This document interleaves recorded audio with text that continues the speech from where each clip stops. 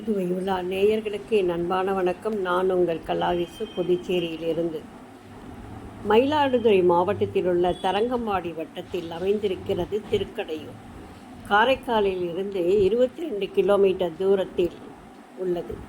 திருக்கடையூர் அமிர்தகடேஸ்வரர் கோயில் சம்பந்தர், அப்பர், சுந்தரர் ஆகிய மூவராலும் தேவார பாடல் பெற்ற தலங்களில் காவிரி தென்கரை தலங்களில் 47வது சிவத்தலமாகும்.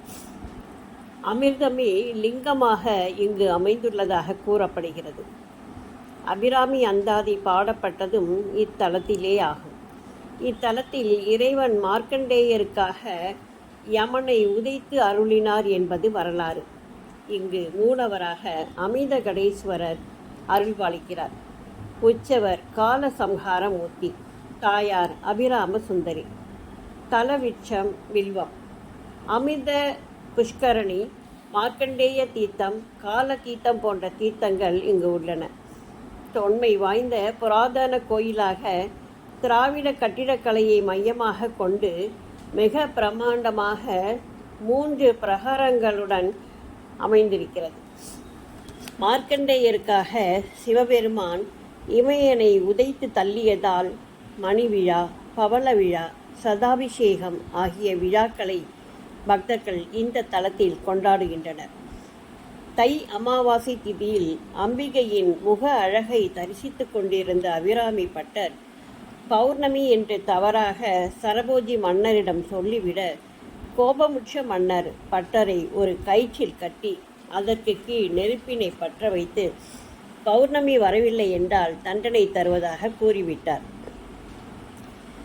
அபிராமி அந்தாதி பாடி அமாவாசையை பௌர்ணமியாக மாற்றி காட்டிய அற்புதம் நிகழ்ந்தது இந்த கோவிலில்தான். இந்த கோவிலில் நவக்கிரகம் இல்லாதது சிறப்பானதாக கருதப்படுகிறது. சிதம்பரத்தில் ஆகாய ரகசியம் போல இங்கு சுவாமிக்கு வலப்புற மதிலில் யந்திர தகடு ஒன்று உள்ளது. இதனை திருக்கடையூர் ரகசியம் என்கிறார்கள்.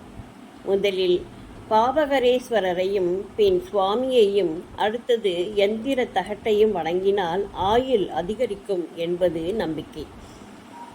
இங்கு மூலவராக வீற்றிருக்கும் லிங்கம் பார்க்கும்போது ஒரு லிங்கமாக தெரிந்தாலும் அதனை உற்று பார்த்தால் மற்றொரு லிங்கம் பிம்பமாக நம் கண்முன்னே தெரிவது கூடுதல் அதிசயம்.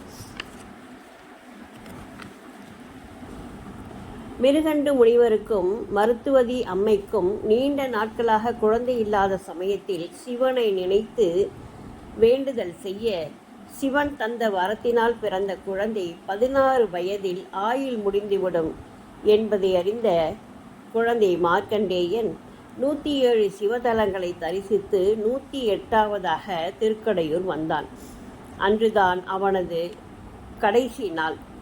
மார்க்கண்டேயரின் உயிரை பறிப்பதற்காக யமன் பாசக்கயிற்றை வீச மார்க்கண்டேயர் ஓடிச் சென்று அமிர்தகடேஸ்வரரை இறுகமாக கட்டிக்கொண்டார்.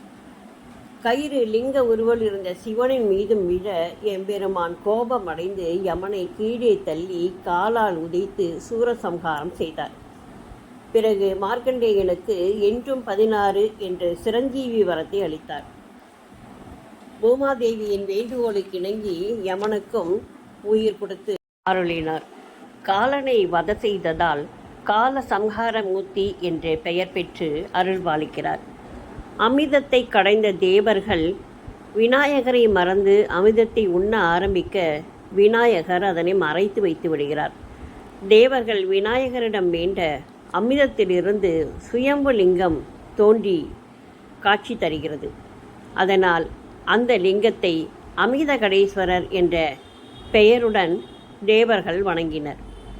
இங்கு வந்து 60, 70, 80வது திருமணம் செய்து கொள்ளும் தம்பதிகள் ஆயுள் நீடிக்கும் என்ற நம்பிக்கையுடன் திருமணம் செய்து கொள்கின்றனர்.